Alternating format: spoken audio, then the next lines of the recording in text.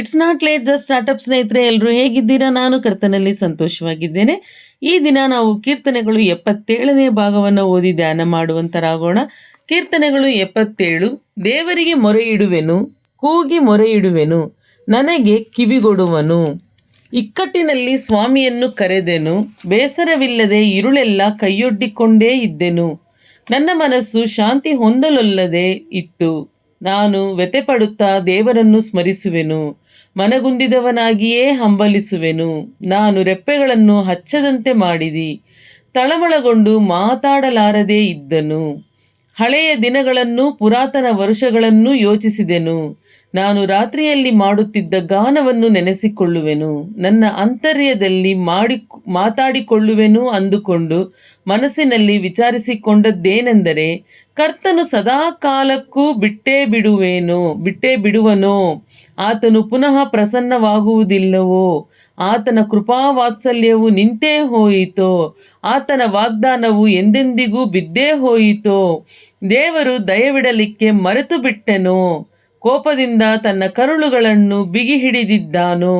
ಮತ್ತು ನಾನು ಅಂದುಕೊಂಡದ್ದೇನೆಂದರೆ, ಹೀಗೆ ನೆನೆಸುವುದು ನನ್ನ ಬಲಹೀನತೆಯೇ. ಹಲ್ಲೆಲೂಯಾ. ಪರಾತ್ಪರನ ಭುಜಬಲವು ಪ್ರಕಟವಾದ ವರುಷಗಳನ್ನು ಜ್ಞಾಪಿಸಿಕೊಳ್ಳುವೆನು, ಯೆಹೋವನ ಕೃತ್ಯಗಳನ್ನು ವರ್ಣಿಸುವೆನು. ಪೂರ್ವದಿಂದ ನೀನು ನಡೆಸಿದ ಅದ್ಭುತಗಳನ್ನು ನೆನಪು ಮಾಡಿಕೊಳ್ಳುವೆನು. ನಿನ್ನ ಕಾರ್ಯಗಳನ್ನೆಲ್ಲ ಧ್ಯಾನಿಸುವೆನು, ನಿನ್ನ ಪ್ರವರ್ತನೆಗಳನ್ನು ಸ್ಮರಿಸುವೆನು. ದೇವರೇ, ನಿನ್ನ ಮಾರ್ಗವು ಪರಿಶುದ್ಧವಾದದ್ದು.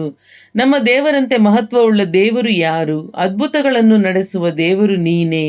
ಜನಾಂಗಗಳಲ್ಲಿ ಪರಾಕ್ರಮವನ್ನು ತೋರ್ಪಡಿಸಿದಿ. ಯಾಕೋಬ ಯೋಸೇಫರ ವಂಶೀಯರಾದ ನಿನ್ನ ಪ್ರಜೆಯನ್ನು ಭುಜಬಲದಿಂದ ಬಿಡುಗಡೆ ಮಾಡಿದಿ. ದೇವರೇ, ಜಲರಾಶಿಗಳು ನಿನ್ನನ್ನು ಕಂಡವು, ಕಾಣುತ್ತಲೇ ತಳಮಳಗೊಂಡು ತಳದವರೆಗೂ ಅಲ್ಲಕಲ್ಲೋಲವಾದವು. ಮೇಘಮಂಡಲವು ಮಳೆಗರೆಯಿತು, ಅಂತರಿಕ್ಷವು ಗರ್ಜಿಸಿತು. ನಿನ್ನ ಬಾಣಗಳು ಎಲ್ಲ ಕಡೆಯೂ ಹಾರಿದವು. ಬಿರುಗಾಳಿಯಲ್ಲಿ ನಿನ್ನ ಗುಡುಗು ಕೇಳಿಸಿತು. ಮಿಂಚುಗಳು ಭೂಮಂಡಲವನ್ನು ಬೆಳಗಿಸಿದವು.